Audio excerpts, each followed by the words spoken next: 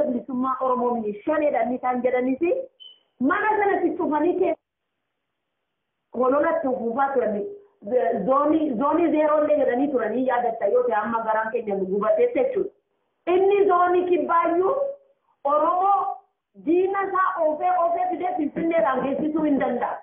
Inni sakaanni isaati oofee fidee rabbi tokkichi waliin nu argisiisu sarratti kanuma jechuun barbaada. Waaqayyo rabbi tokkichi illee woboo keenya wajjin humna isaaniif haa kennuun jedha. Keessumaati eerroo bilisummaadhaa dhiifama. Jalaa qaba waan shanin odeessa. Meena jalaa qaba waan shanin odeessa. Warra shanee kana marcumaan qabdanii moo yara teessanii. Ka isin balleesse kijiba keessanii. Kan isin balleesse kijiba keessanii. Eeleen qixxaa didda yoo simmintoo malee. Shaneen qabsoon beeytu shira xaxuu malee. Shaneen dhugaan beeytu soba xaxuu malee.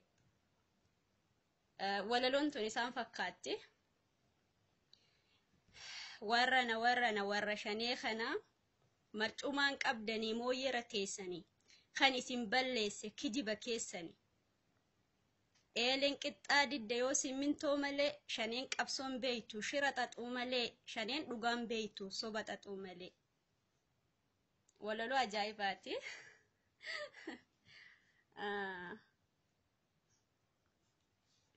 Ani amma kana dhibetu jira. Dhuguma maal balaan buuti miti. Wa alaikum salaam wa rahmatullahi wa barakatuh. Anaa dhufu warra amma dhuftan hundi keessanuu. Anin kan jedhu gurbaani walabummaa Oromummaa Oromiyaa jedhu kuni intala gubbaan fokkataa, intala keessi fokkataa, intala gubbaa fi jalli wal fakkaatu. Intala waa takka istaayila takka hin qabne maqaa feesbuuka isaatti kenne akkamitti arsirratti bobbaasisiisa. Maal irraa jaalate hoo? Inni dhiirummaa hin qabu kan ofiin dubbanne. Dhageeffadhu walabummaa. Ati jechuudha. Akka shaneetti akka Daawud Ibsaatti sammuu keetiin maseena malee ati walabummaa na dhageeffadhu. Sammuun kee kun maseena si galee. Sammuun kee kun bukkeedha waa takka yaadu. Garuu ilma qabda laal, ilma babbareeda qabda. Ilma saniif seenaa bareedaa lafa kaa'uu qabda. Seenaa fokkataa galmeessisuu hin qabdu. Daawud Ibsaa wanni duuba durri isaa fokkataaf. Wanni seenaan isallee fokkataa ilma hin qabu. Yoo du'ellee kanatu narraa hafee boru rakkata jee waan yaadu hin qabu. Maseena waan ta'eef. Kanaaf qabsoo Oromoo maseensaa jechuudha. Kanaaf Daawud Ibsaa ilmaan Oromoo gufachiisee gufataa jechuudha. Ilmaan Oromoo fajaajessa jechuudha. Ati dhala qabda yaa asheeta birraa. Asheetan isa beekamu caa kana walabummaa Oromummaa Oromiyaa nama jettu jechuudha. Intala Misraaq jedhan kan irratti bobbaasaa jirtu na dhageeffadhu. Ati ilma qabda. Fakkeenya intala guutamaa hawaasirraa fudhadhu. Guutamaa hawaas lubbuun isaa haa jaannatu inni wareegamee jira. Garuu gaafa isiin biyya dhaqxu uummanni Oromoo akkasitti buqqa'ee simachuu isaa laali. Namni tokko abbaa yoo seenaa gaarii kan hojjetu ta'e qabsoo isaa keessatti shoora guddaa kan Oromoof Oromiyaa boonsu kan biyya isaatiif saba isaatiif tolu yoo hojjetu ta'e boru ilmi isaa gaafa inni du'es ilma isaa biratti fudhatama qaba. Ilmi isaa sun adda nafu. Arraati boru ilmaan teessanii maal guduunfitee deemta walabummaa? Ilmaan teessanii maal guduunfitee deemaa jirta? Maal kayafii jirta? Yoon arsii hin jenne isin hin jiru isin bira? Arsii yoon jenne qabsoon beekanii? Arusii harree akkasi arusii dhageessaa si hima. Ati jechuudha. Walabummaa na dhageeffadhu. Niitii teessan jechuudha. Niitii amma waliin jirtu tana jechuudha. Haadha mana teetii ta waliin raftu san yoo loqoda dhiira arsii tokko ala keetirra yee warana gandinu inni jedhe jechuudha. Loqoda arsii qabatee inni jedhe niitii teessanirraa ol kaateti akka doolaaba wayii kabatiin jiraa miti mana keessa algaa jala uffata wayii isii dhoksuuf kaayatta jechuudha. Dhiirummaan teessan kana dhageeffadhu si hima. Qotiyyoo salaale qottee namni tokko qotuu hin danda'u jedhan si galee. Dhiira dubartii dhiirri arsii waliin gachiise dhiirri tokko waliin ciisuu hin danda'u jedhan. Nama safuun beeynes safuu nama gachisiisa Oromoo narra laalina. Nadhoon akka keetii kuni tortorri akka keetii kuni feesbuuka intala wasaka intala gubbaa keessin toliin intala taf ofii kayatu hin beene intala khaleessa intalli tuni maali waa'ee qabsoo maali beeyti tan arusii jettu as baatee maqaa Facebook keetitiin hay an dhageeffadhu ati dhiira arsii bira hin dhaabbatini ana bira dhaabbachuu hin dandeettu laala kanaanis si keessaa guura argita kanaanis si keessaa guura kan akka keetii kun maqaa arsii dhahee harree hin jedhu si galee bakka ofii keetii ooltuti himta dhiirti teenya dhiirti arsii dhiirri jechuudha dhiirri arsii dhiiran beekamte malee harreen hin beekamne sihi kan harreen beekame ka harree tahee Daawud Ibsaa jala deemaa jiru hagamma harrummaa ka akkamii ofii wallaalte ati harreen isinii warra shanee jechuudha warra Daawud Ibsaa jala deemu ka hin galleef kan bara hin beeyne si galee afaan keessaniin dursa arsii jee qajeeli arusii nu amma laali loqoda kee kana laallee yaada kee kana laallee ganda keessaniin arrabsuani naannoon 10 takkan Oromiyaan ammattu hunduu gandatiyya ganda ani jaaladhu si galee hin jaaladha si qofarra deemaan amma akkamitti intala wasaka tana Facebook keetti kennite arsii jettes baatee tuni fokkataan si galee ati jechuudha nama gaafa sagalee dhiira arsii tokko alaa dhageette intala niitii teessan dhoksuudhaaf mana keessa fiigu balbala banachuu dadhabdee dhiira arsii alaa yeeyje usani si galee sodaan kee akkas jechuudha warra sodaaman beekamee fi warri luynummaan beekamee fi warri gootummaan beekame wal biratti hin madaalamu si galee arsiin goota ammallee taanaan arsii gadhee arsii tokkicha meena attasimi gadhee tokkicha kan arsii of keessa ol keettee kun goota jettee faarfattuun attasimi mee walabummaa mee sittima dubartii mateenya takkitti ta gadhee shurraabii godhattee fannifattee deemtu nutti as bahee hin jirtu jechuudha hundirraa nuyi sii galee hundee teenarraa miilarraa hanga mataa nama hayyummaan beekamnes nama qabsoo tanallee fuuldura furkaas osoo bar arsiin tun jiraachuu dhabde qabsoon tun waan itti deemtu yuun beeytanii haya Daawud Ibsaa kanarraan tana osoo karaa Sumaaleetii fi karaa Yamanii Suudaanii deemu jiddu tana lamaan osoo deemu qabsoo tana amma kamiirraa gootaniin warra sammuun bukkeedha warra sammuun maseenaa warra miilan malee mataa yaadu hin beeyne kanatu as baheetiin arsii jedhaa isin dursa mataa yaaddanii arsii jechuun duratti warra bara waliin hin jijjiiramne ilaali obboodiyoon kaleessa isin dufa obboodiyoon bara dhibbaatama obboodiyoo kanatti kaayitan obboodiyoo way obboodiyoon isin jettan bararra baqatoota teenya weellistoota teenya tan akkam dhimmaman waggaa 56 waggaa meeqa biyyi isaan argin arra ijaan agarsiisu jirti bara obboodiyoon tiim lammaan jechuudha tiim lammaan ija teenya akka kaleessa abaa'oo gaafa guutamaan hawaasfaa sooresi jaarraa abbaa gadaa si galee jaalladhiin gammadaa fa keessa jiru lubbuu teenya wareenuuf sana gartee akkasitti tiim lammaa horeeyna ammaan tana jechuudha hojii isaanii wajjiidhaan si galtee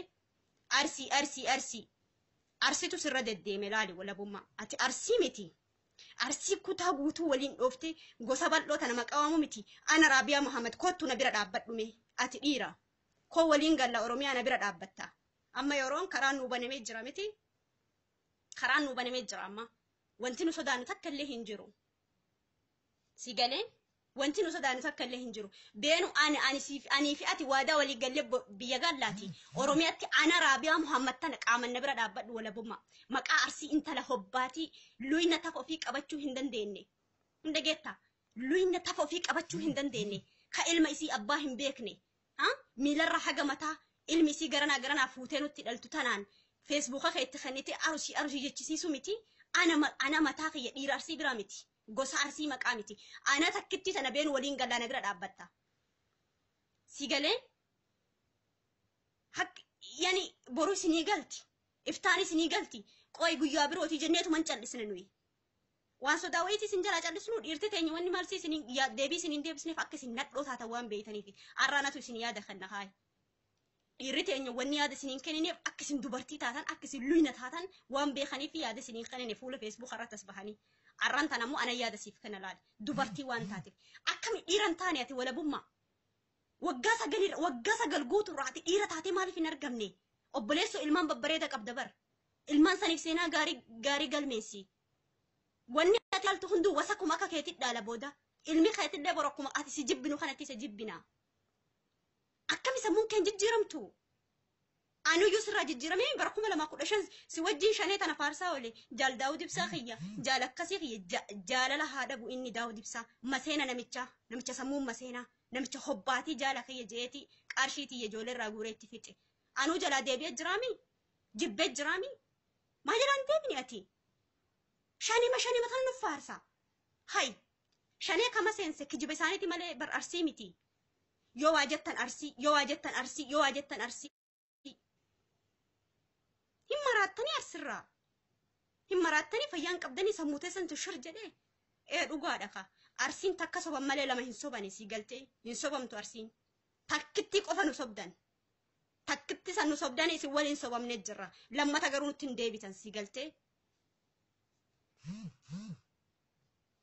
lammatii nutti hin deebitan arsii kamaqaa arsii jedhee maqaa waamuu hin dandeenye arusii jedhaani kan kaleessa diini nu baaste san kan kaleessa amaarti maqaa arsii jechuu dadhabdee jabeenarraa jechuudha. Najisa argaa najisa kan atar arsii arrabsitu arsii harree jettu harreensi yaaboo harreensi maseena waan beeyne sammuun isaa furriidha hundi maqaa arsii maqaa gootawwanii lafadhaa. Hay arsiin barta leenjisoo diigaa dhalfattee yaa obboleessa kiyya. Akkami ilaalta akkati Facebook keetiin intalti misraaqiidhaan intalli maseenni intalli hay mee intala tana istaayila kamiifin jaalattee arsirratti bobbaasta istaayila maalii qabdi afaan isii keessayyuu mataan keetuu keessa gulufa laale afaan isii kana keessa mataan keetuu keessa gulufa tafa kan bareeda isiin qabdi tafa isii kam jaalatteetini arraan tana Facebook keetti kanite arsirratti bobbaasta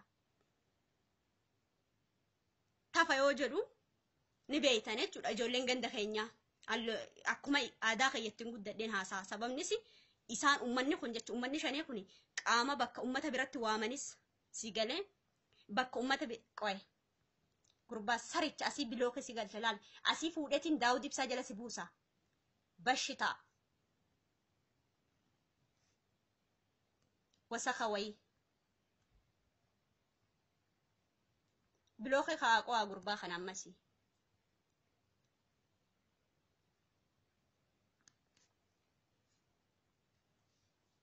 nama arusii jedhu Facebook kiyya jala tokkichatti na laali Facebook kiyya jala tokkoon isaanuu hin jiraatu arusii kanuun jedhu diina amaara qofa qumcee qofatu arusii nuun jedha laali qumcee si galee harargeen jechuudha qottuu jedhaniin arusii jedhaniin sababni si dandahanii waama waan ta'eef si galtee waan diini nutti baase animmoo nu nama waamu diinumatti ilaallaa jechuudha.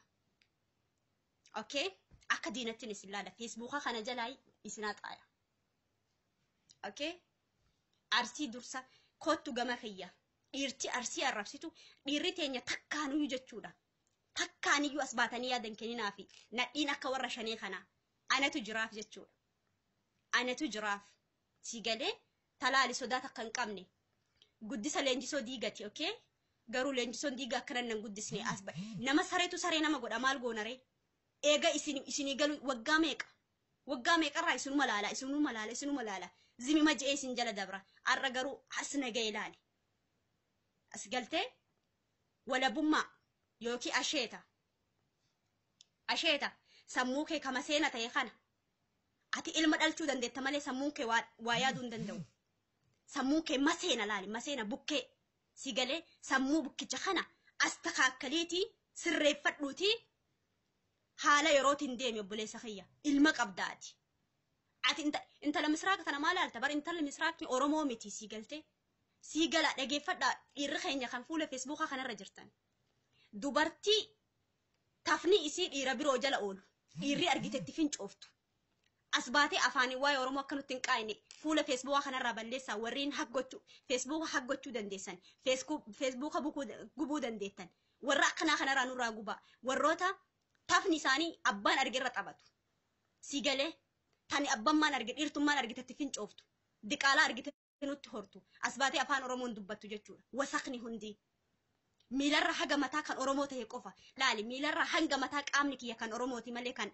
dhiira birooti miti si galtee oromummaa kiyyaan boona akkuma oromoo kiyya jaaladhutti qaama kiyya guutullee oromummaa kiyyaaf kenna si galee kana intala fokkataa asii fi achi garana fasharatu intala shanaafattu intala bakka bakka argamtu intala tafa isi abbaan fedhetti finca'utu as baheetiin arra maqaa arsiidhahaa intala tafa ofii qabachuu hin danda'in intala tafa ofii mataa ofii keessatti hin deebisaniitu arsii nuun jaa wasaqni hay biyyoota ormaa kana biyya gargara jirra onlaayiniin kun waa tole kaa wal bira hin jirru sila tan akka teetii wasaqni tafa ofii qaama isii mataa ofii kana keessatti galchuu hin dandeenye as baatee arsii nuun hin jettu sila si galee anatu siif gaasila jechuudha tanaan sa keessaa guura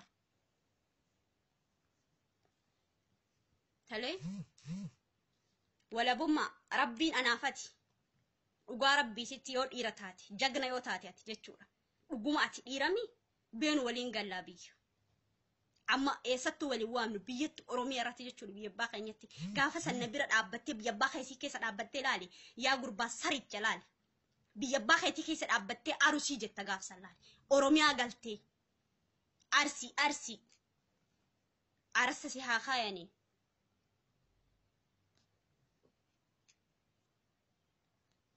ka guyyaa takka qabsoo tana waa hin godhin hundi arusii nuun jaa shamaan tortoraan abuu bar arsii laali maal jedha namni kasin beeyne si madaalula kasi beeku si madaalu way maaliif beeyta arsii beeku irraa haa dubbatu malee maaliif beeytaati waa'ee arsii beekutu irraa dubbata gootummaa arsii ka beekutu beeka gadheen akka keetii kuneessan ati bakka luyni oolu malee bakka goonni oolu yoom oolte walabummaa bakka akka nadhiini tafa ofii bakka ergiftu laali tan akka misraaqtuun garana tafa ofii abbaan argitetti fincoofsistu tana bira oolta malee yoom goota bira oolte waa'ee gootaa dubbatta namni goota bira oole waa'ee goota haasaa bar gaafani arsii wajjin oolte laal dhiira miti dubara arsii wajjin gaafa oolte waa'ee oromummaa haasa'uu qabdaati walabummaa dubartii wajjin dhiira dhiisi dhiirri arsii gahaadha dhiirri arsii kaaka keetii kana wajjin maaliif oola miti dubartii wajjin si galte durba wajjin dubara wajjin osoo ati guyyama tokko oolte gaafa san oromoon maal akka ta'e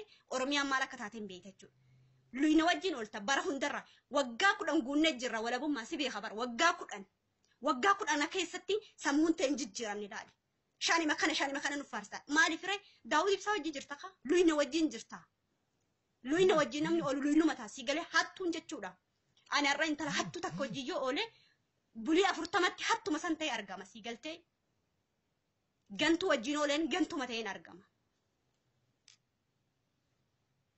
kanaaf yoom dhiira wajjin oolte sirra hin laalu walabummaa garuu ilma qabaachuu keen dagatin dhaamsi obbolummaa siidhaa malaalan akka kee wasakaa miti ilmaati boru aniin tuni osoo har'a viidiyoo kana gadi lakkisin azalinatti dhufee du'uu danda'a seenaan kiyya mondu seenaa kiyya kanatu boru ilma kiyya tajaajila seenaa kiyya kanatu boru dubbata ilma kee kana ka boru itti